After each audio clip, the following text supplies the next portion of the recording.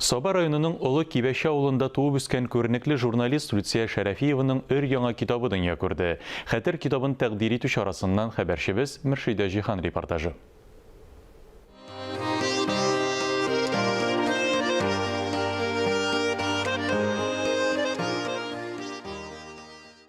Каләмең тарихка манылып языла икән, анда хикмәт булмый калмый. Люция Шәрәфиеваны да авылдашларының ачы язмышы борчый. Аларның сугышка китеп, каберсез булулары кулга каләм алырга мәҗбүр итә.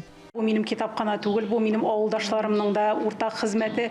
Чөнки шушы 149 бабайны һәм 100дән артык сугыш тылда эшләгән әбиләрне барлаган вакытта без алар белән бергәләшеп, аларның фотоларын һәм истәлекләрен барлап, матур итеп, шулай итеп китап итеп чыгардык. Олы Кибәши авылының хәтер китабына кереш сүз язган язучы Шаһинур Мустафин авторның бер хәреф аркасында гына да хәбәрсез югалганнар исемлегенә кергән 10 авылдашын табып, билгесезлектән кайтарганын искәртә.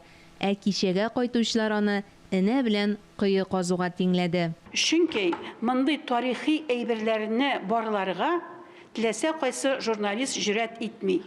Аның өчен әзерлек тә, чыдамлык та, тарихны белү дә, кешеләр белән аралашуда гомумән бик күп сыйфатларны үзендә булдырырга тиеш истабар журналист.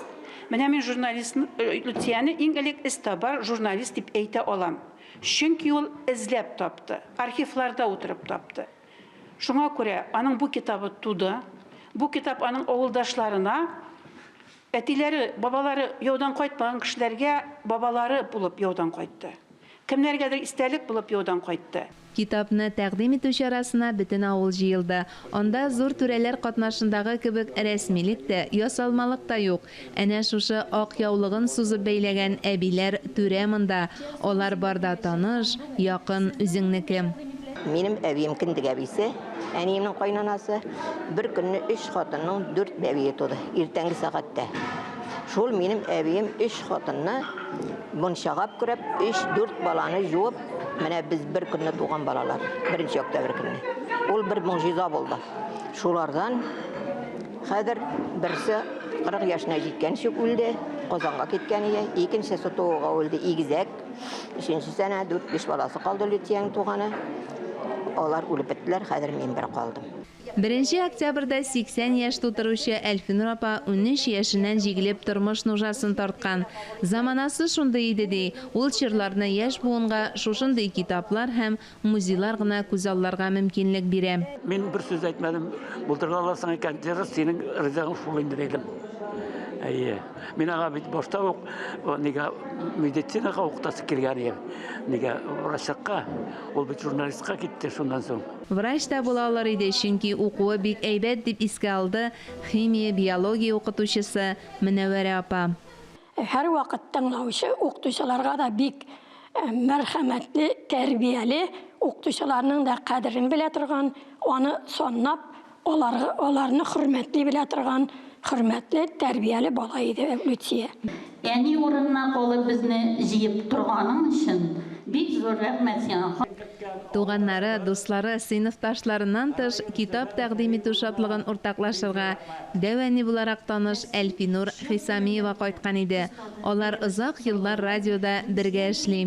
Ул минем кызым кебек, без аның белән менә 20 ел бер яшибез. Алланың биргән нәрсәдән. Хәбәрчеләрне үзегез беләсез. Бөтен кем анда ялмы, бәйрәмме, ни генә булмасын, хәбәрче һәр нәрсәдән хәбәрдар булып торырга тиеш.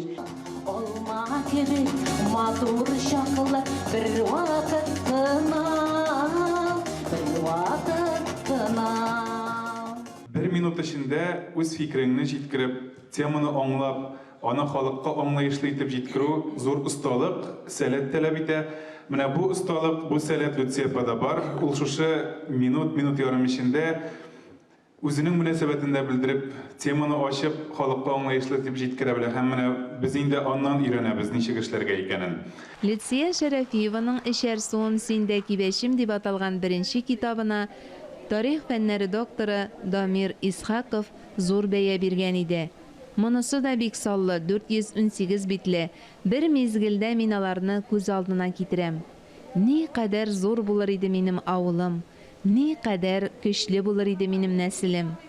Нык тамырына сугыш балта чапмаган булса дип күңеле аша кичереп яза автор. Мин бигрәк тә сөендем. Шушы сугыш чоры балалары килгәннә бит. Менә алар шундый матур иттереп, зур бәйрәмгә килгән кебек килделәр һәм алар минем кичәмне ямләп, шундый матур иттереп үзләренең истәлекләре белән уртаклаштылар. Әгәр дә бу китап безнең барып чыкмаган булыр иде, безнең авылдашыбыз Зөфәр Фәнил улы Гәрәев безгә бик зур булышлык күрсәтте. Аңа матди ярдәм күрсәткән өчен бик зур рәхмәт. Авылда хәзер 300 кеше яши. Алар арасында сугыш чоры балалары да бар. Киләсе китабын Люция Шәрәфиева нәкъ менә аларга багышларга җыена. Салкын сулы Зөлхиҗә чишмәсе, авыл табигате һич шиксез илһам бирер. Мөршидә Җихан, Таһир Хәсәнов, Саба районыннан Татарстан яңалыклары өчен.